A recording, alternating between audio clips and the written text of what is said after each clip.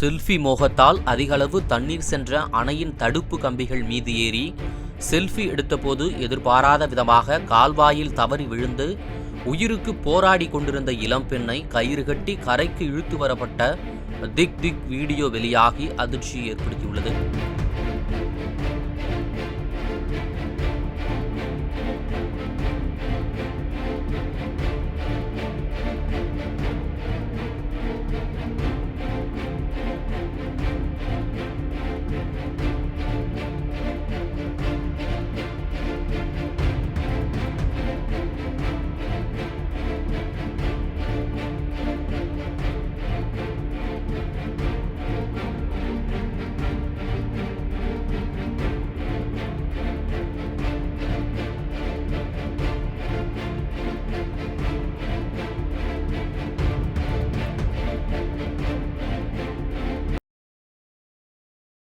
செய்திகளை உள்ளது உள்ளபடி தெரிந்து கொள்ள ரெஃப்ளெக்ட் நியூஸை சப்ஸ்கிரைப் பண்ணுங்க.